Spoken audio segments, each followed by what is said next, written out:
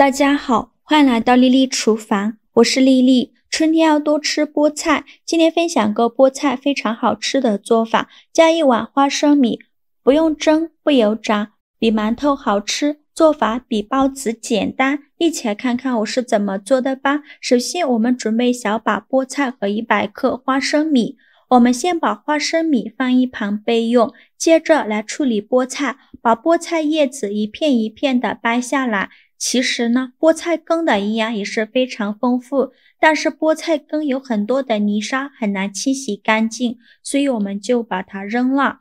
炸好的菠菜先放一旁备用，接着把花生米倒大碗中，再倒上的清水没过花生，把花生清洗一下，取去表面的灰尘，简单的淘洗几遍就可以。洗净后控水捞出，放入盘中。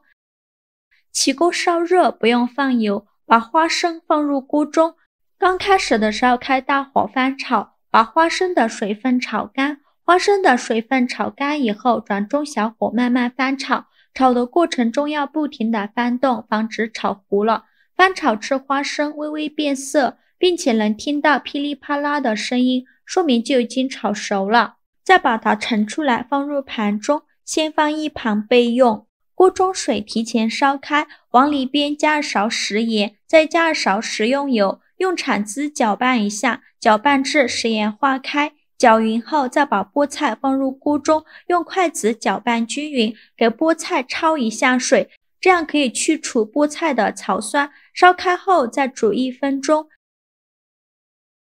，1分钟后用6勺控水捞出，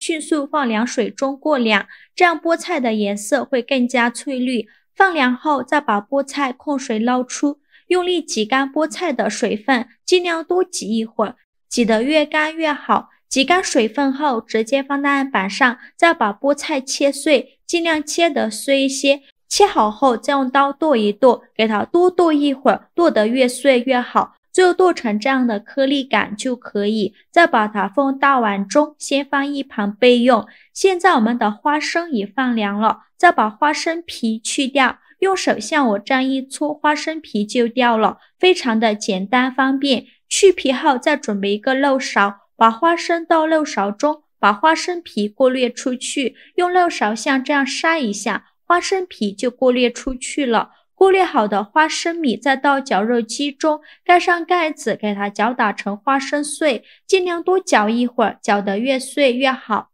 搅好后再放入菠菜的碗中，用筷子搅拌均匀，让花生和菠菜完全混合在一起。搅匀后再打入1颗鸡蛋，再加入4克酵母，继续用筷子搅拌均匀，搅拌至酵母溶解。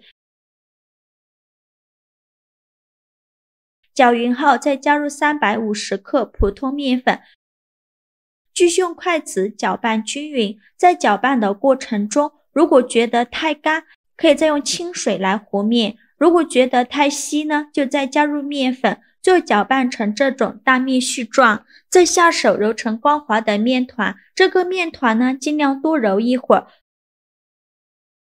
就揉成这样一个软硬适中的光滑面团就可以。再把它转移到另外一个大碗中，用手轻轻按扁，把表面整理平整，然后再淋少许食用油，用刷子刷均匀，防止等一下面发起来的时候粘到保鲜膜上，然后再盖上保鲜膜密封起来，放一旁发酵至原来的2倍大。趁这个时间呢，准备一个小碗，往里边倒入20克普通面粉，先放一旁备用。接着准备几根小葱，先给它对半切开，再给它切成葱花。切好后放入面粉的碗中，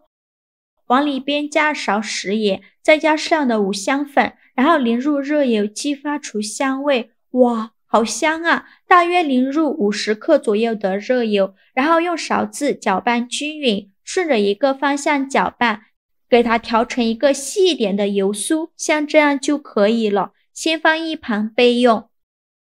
现在我们的面团已发酵的差不多了，我们打开保鲜膜看一下，体积已经变大了很多，变得胖乎乎的，戳个手指下去不回缩，像这样说明就发酵好了。面板上撒一些干面粉，把面团取出来放到面板上，给它好好揉一揉，拍拍气，尽量多揉一会儿，把里面的气孔排干净，这样做出来的面食呢会更加的蓬松暄软。气孔排干净后，再把面团揉圆揉光滑，然后给它搓成长条，也不用搓得太细了，像视频中这样的长条就可以。再分成大小均匀的小面剂，每个面剂约60克左右。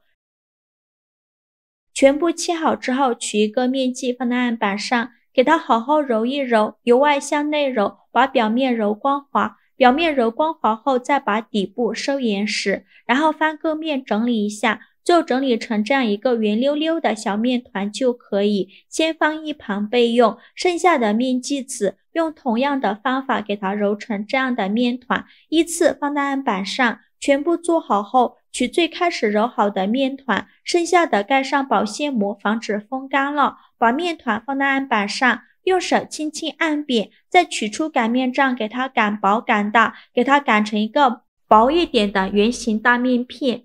尽量多擀一会儿，最后擀成这样厚度的大面片就可以了，厚度约1到2毫米左右。然后在半径的位置给它切上一刀，再放上刚做好的油酥，用勺子舀了放到面饼上，用勺子铺平铺均匀，给它薄薄的放上一层油酥，边缘1厘米的地方不要放油酥，像这样就可以了。然后像我这样选择一边给它卷起来，卷的时候尽量卷得紧实一些，收口处这里给它捏一下，防止裂开了油酥漏出来。包好后，再像我这样左右手抓住两头往反方向拧2圈，再往中间按压，然后再给它稍微整理一下，再取出擀面杖给它稍微擀一下，给它擀成一个薄一点的饼坯，也不用擀得太薄了，像视频中这样就可以。剩下的面团用同样的方法给它做成这样的小饼，依次放在案板上。全部做好后，盖上保鲜膜，密封起来，2次发酵20分钟。20分钟后，我们来看一下体积已经变大了许多，变得胖乎乎的，拿起来轻飘飘的，像这样就2次发酵好了。电饼趁提前预热，放少许油，用刷子刷均匀，底部和锅盖都刷上食用油，防止粘连。油热后，把小饼放入锅中，中间要留些空隙，防止粘连在一起。因为我这个锅比较小，一次只放了4个饼，在饼的表面再刷一些食用油，锁住饼的水分，这样烙出来的饼呢会更加的柔软好吃。再盖上盖子，开上下火，焖1分钟，